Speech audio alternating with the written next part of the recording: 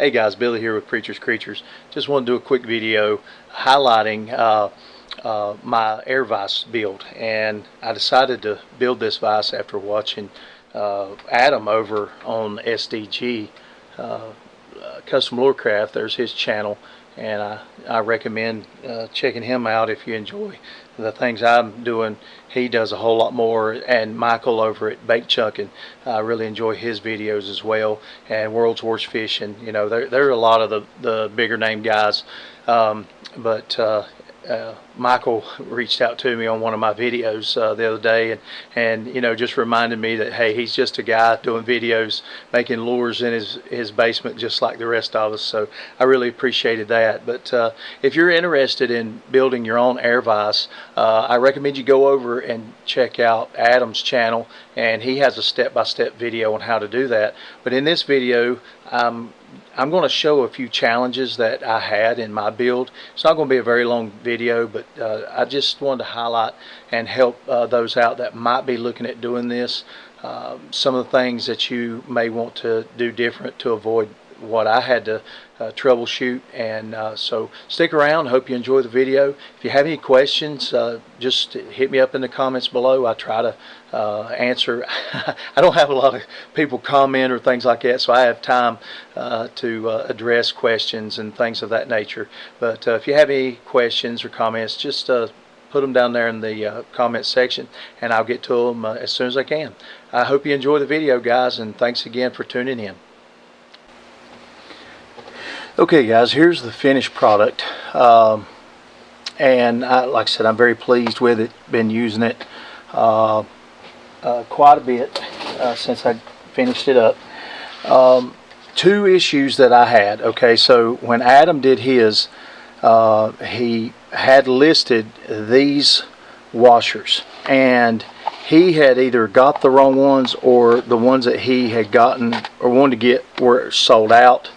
And so he had some that were too big, which he was still able to use, but he had to use some washers so that the bolts would be able to you know, press up against.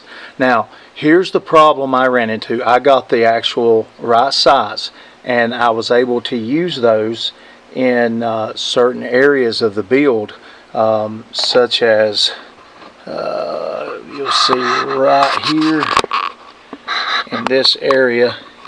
I was able to use those right here. Now where they caused me problems was right here, connecting the rails to the platform that the pneumatic vise sits on. And the problem I ran into is when I tried to use these on top and these on bottom, actually these on top and then the spring clips on bottom that he mentioned, and I'll see if I can't get us over here to that. You can see right in there. The problem I ran into is I could not find a way to get the bolts to tighten up with these on top and those on bottom, because I didn't have enough room to get the bolts in here and through this and then through that. It seemed like, how to explain it,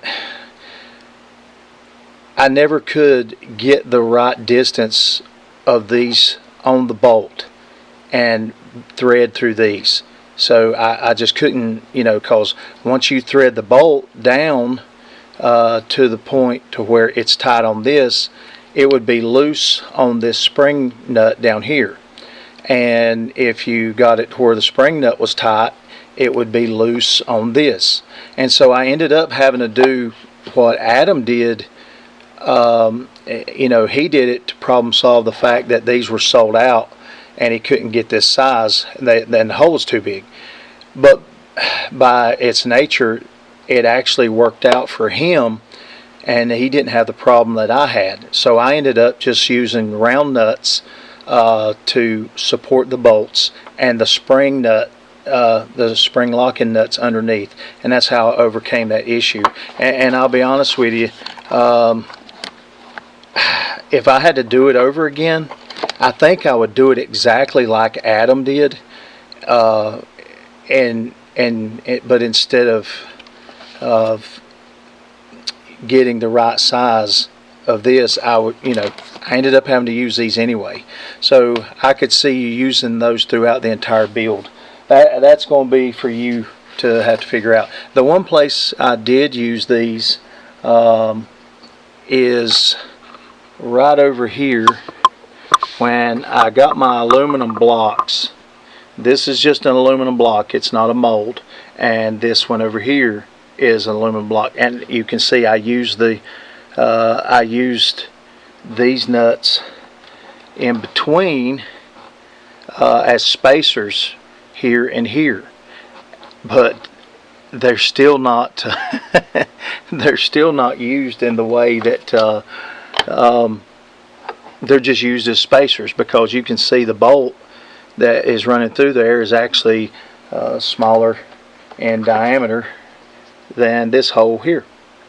So in reality, if I had to do it again, like I said, I think I would forgo buying these and just get the ones that Adam did, or probably just use these round washers, because they're a lot cheaper and they do the job, and they eliminate those problems. So anyhow, it was a little bit long-winded, but that's what I'm known for as a preacher, being long-winded. So, but I just wanted to let y'all know that, so that it might help some of y'all out that are looking to build this build. So alright guys, if you have any questions, hit me up in the comments below, and I hope if you decide to do this build that I'll save you a little bit of time and effort, and going ahead and troubleshooting some of these things for you. I do want to point out one other thing. When you're buying your track, don't do like I did and buy this shorter track first. I just didn't pay no attention, and I bought this, cut it down to all the sizes, and went to go build this build, and was wondering why I couldn't get the bolts to fit in there, because the bolts are a little longer than that. So pay attention to what you're buying. That'll save you about $45 right there that I ended up spending by mistake. So who knows, I may end up getting some shorter bolts and building a smaller version, and I'll have to look into that. But anyway, pay attention to the size track that you're getting. You want to get the track that's just shy of 2 inches there. Don't get the 1 inch or 3/4 inch version like I did by mistake. Alright guys, hope you enjoyed the video. If nothing else, you learned something from it, and we look forward to maybe answering some of your questions, and look forward to seeing some of your builds. If you decide to do this project, let me know in the comments below. But a huge shout out to Adam at SDG, and go over and watch his video and his channel, and he does step by step on how to build this, and I couldn't have done it without him. I'm very visual in nature, and watching his video was a great help. Alright guys, hope you enjoyed the video again, and don't forget, you'll love the features of Preacher's Creatures.